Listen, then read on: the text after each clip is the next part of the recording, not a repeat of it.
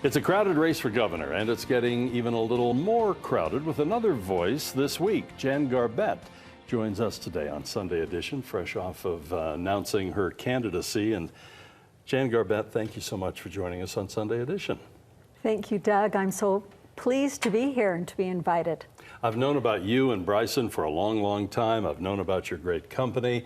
And also I got to know you a little bit better running for some other offices. 2nd Congressional District primarily is what comes to mind, although also the gubernatorial race this time around isn't brand new to you.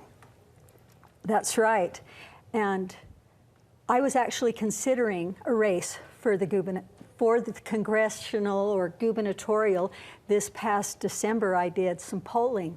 And it actually made me think I'll have a better chance running for Congress.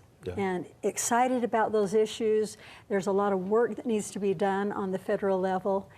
But then something happened just a couple of weeks ago, and it made me pivot. What was the tipping point? And I actually had a conversation with Bryson within the last 10 days, and he gave me an indication that you might be considering this. But what was, it seems for most people who step into public life or run for office, there is that tipping point, that straw that causes the scale to tip. What was it for you? So my husband, Bryson, was at the Silicon Slope debate, and he said, he came home after for lunch and he said, "Jan, you won't believe what I just heard." And I stopped what I was doing, and he said, at the debate, all of the gubernatorial candidates were up on the stage, and each was asked about Trump. And John Huntsman first, whom I thought was a moderate person, who's worked for Obama, who's worked for Trump, who's worked for Utah, a very moderate person, was asked what he thought about President Trump, and without hesitation, he said, "Oh, he's great for the economy. He stood up to China. He's kept us out of war." And he went on. And the moderator asked him, "So what about the call to the Ukraine?" "I have no problem with that." He went to the next, I think it was Spencer Cox was next. And Spencer, what do you think about Trump? Well, he hemmed and hawed and said, "Yeah, I'm supporting the president." And then he went to Greg Hughes. Of course, we know Greg Hughes, great guy. Greg Hughes is fully in support of Donald Trump too. The moderator stopped right then. Does anyone feel differently?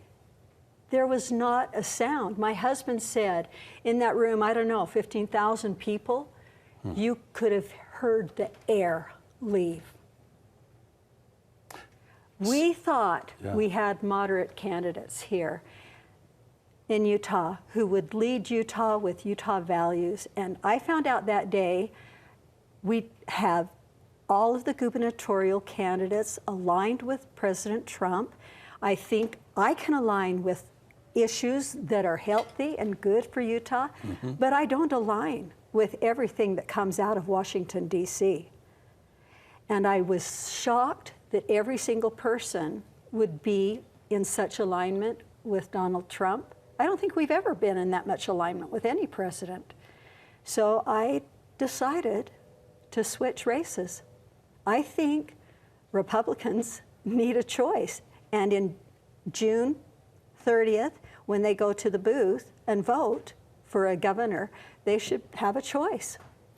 Along with disagreeing with the other candidates on the Republican ticket, of course, we're still watching for what will happen on the Democratic side of the aisle here, but along with differences on President Trump and support or allegiance to President Trump, what are some of the other things, as you consider, and you now are running for the governor's seat in Utah, that would be a high priority for you? Well, I get pretty excited about some of these issues, that thinking of, because I was really studying the federal race and thinking about federal issues, but there's so many things, good things that can be done in Utah. We're home builders.